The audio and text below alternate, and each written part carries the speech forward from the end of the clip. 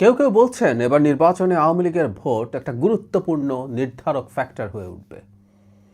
আমি একেবারেই মনে করি না, কারণ আওয়ামী লীগের যে পরিমাণ ভোট আছে তার যে অংশ কাস্টেড হবে সেটা পুরোপুরি যদি জামায়াতের দিকে চলে যায় তাতেও তেমন বড় কোনো পরিবর্তন হবে না।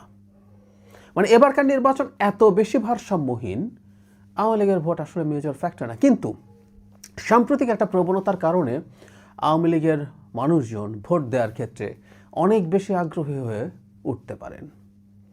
প্রাথমিকভাবে আমরা এটা নিশ্চয় জেনে রাখবো, আমাদের অনেকের হয়তো চোখে পড়েছেও, সেটা হলো আওয়ামী লীগের দিক থেকে ভোট কেন্দ্রে না যাওয়ার জন্য এক ধরনের বক্তব্য আছে, এটা ওপরে ওপরে, কিন্তু ভেতরে তারা কি বলবে সেটা আমরা নিশ্চিত নয়। বললেও সেটা কতটা কার্যকর হবে সেটা একটু জানা দরকার আছে।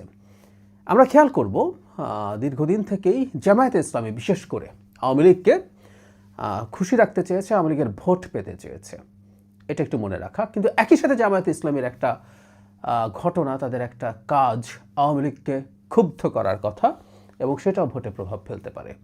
আওয়ামী লীগকে সন্তুষ্ট রাখার জন্য জামায়াতে ইসলামীর পরিকল্পনা নিয়ে মাঠে নেমেছিল। সেটা হচ্ছে আওয়ামী লীগের বিরুদ্ধে তারা মামলা দেয়নি প্রায় সব ক্ষেত্রে, খুব সামান্য কিছু, খুব অল্প কিছু মামলা বিএনপির তুলনায়। এটা বোঝা যায় যে তাদের আগে থেকেই পরিকল্পনা ছিল তারা আওয়ামী লীগের সাথে খুব বেশি সংঘাতে নামবে না। অথচ জামায়াত দাবি করে তারা প্রচুর নিগৃহীত হয়েছে, তো তাহলে সেসব ফৌজদারি অপরাধের তো বিচার হওয়া দরকার। আমরা মানি মামলার নামে মামলা বাণিজ্য হয়েছে অনেক জায়গায়, অনেকের উপরে হয়রানি হয়েছে, কিন্তু জেনুইন মামলাও জামায়াত ইসলামী করেনি। ফলে বোঝা যায় যে তারা এটা পরিকল্পনা করেছে। শুধু তাই না, পরবর্তীতে বিএনপি যাদের বিরুদ্ধে মামলা করেছে বা অন্য কেউ করেছে, সেই সব ভুক্তভোগী আওয়ামী লীগ নেতাদের পরিবারের সাথে পাশে জামায়াত দাঁড়ানোর চেষ্টা করেছে, তাদেরকে আইনি সহায়তা দেওয়ার চেষ্টা করেছে। এর মাধ্যমে তারা এই বার্তা দিয়েছে যে জামায়াত আওয়ামী লীগের সাথে আছে, সুতরাং সেই ভোট যেন তারা পায়। পরবর্তী সময়ে বিএনপিও চেষ্টা করেছে তার প্রার্থীদেরকে, বিশেষ করে প্রার্থীরা চেষ্টা করেছেন আওয়ামী লীগের লোকজনকে তাদের পক্ষে নিয়ে আসার জন্য। একটা কথা মনে রাখতে হবে, আমি শুরুতে বলেছি যে এটা খুব গুরুত্বপূর্ণ ফ্যাক্টর না, কিন্তু এটা লোকাল প্রার্থীরা করতে পারেন। কারণ বিএনপি দল হিসাবে 200-250 যে সিটি পাক না কেন, কোনো একজন প্রার্থী যখন তার নিজ এলাকায় হেরে যান, তিনি তো এমপি হলেন না। ফলে সেই এলাকার এমপির প্রবণতা থাকবেই তিনি যেন সবাইকে সন্তুষ্ট করে তুলতে পারেন। আমরা লোকালটা পরে আসছি, কিন্তু জাতীয় পর্যায়ে দল দুটো কী করার চেষ্টা করছে। আমি দুই দলেরই যে ইশতেহার দেখলাম সেখানে একটা জিনিস কমন আছে, সেটা হচ্ছে দুই দলই আওয়ামী লীগের সাথে ট্রুথ অ্যান্ড রেকনসিলিয়েশনের ধরনের, রেকনসিলিয়েশনের জায়গায় ভিন্ন একটা শব্দ ব্যবহার করেছে, কমিশন করতে চায়, যার মাধ্যমে তারা চায় যে আওয়ামী লীগের লোকজনকে সমাজের মূলধারায় ফিরিয়ে আনতে। মানে এত বিচার তো আসলে এই ধরনের পরিস্থিতিতে করা যায় না। আমরা নিজেরাও বহুদিন থেকে আলাপ করার চেষ্টা করেছি যে তারা যেন এই ধরনের একটা কাজ করেন। তো দুই পক্ষই এটা বলার চেষ্টা করছে, এটা একটা বার্তা যে আওয়ামী লীগের অন্তত ভোটারদের, যাদের বিশেষ করে ফৌজদারি কোনো অপরাধ নেই, তারা যেন ঠিকঠাক মতো ফিরে আসতে পারেন। এখন দুটো কারণে বলছিলাম যে আওয়ামী লীগের ভোটারদের ভোট কেন্দ্রে আসার সম্ভাবনা বাড়ছে এবং বিএনপির পক্ষে ভোট যাওয়ার সম্ভাবনা বাড়ছে।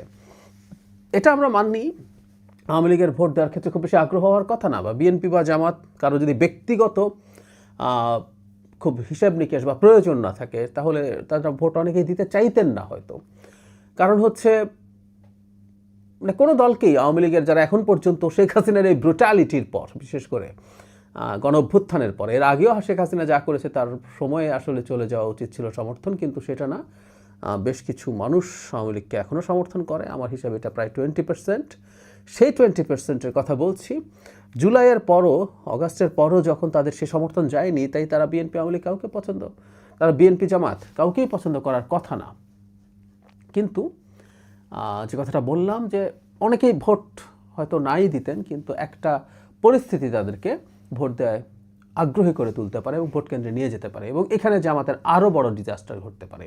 বিএনপির কাছে এমনিতেই জামাতের খুব বাজে ফলাফল হবে, কিন্তু এটা হলে ফলাফল আরও খারাপের দিকে যাবে।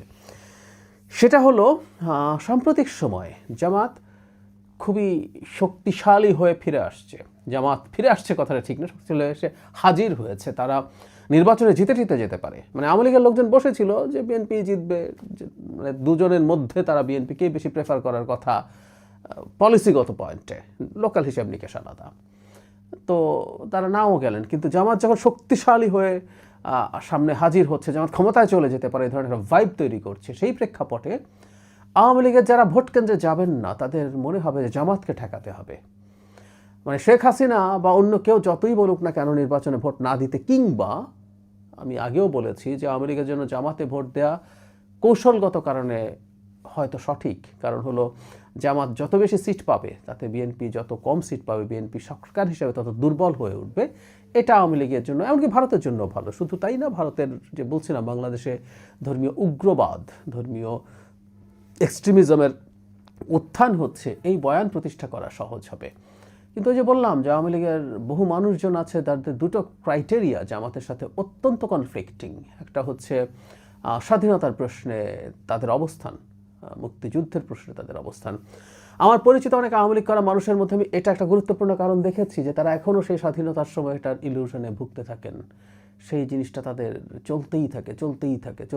আমি ইলিউশন বলছি কারণ আওয়ামী লীগের গুরুত্বপূর্ণ প্রভাব আছে, কিন্তু মানে মুক্তিযুদ্ধের সময় তাদের নেতৃত্বেই মুক্তিযুদ্ধ হয়েছে, কিন্তু আওয়ামী লীগ যে ন্যারেটিভ তৈরি করেছে এটাকে আমি ইলিউশন বলি।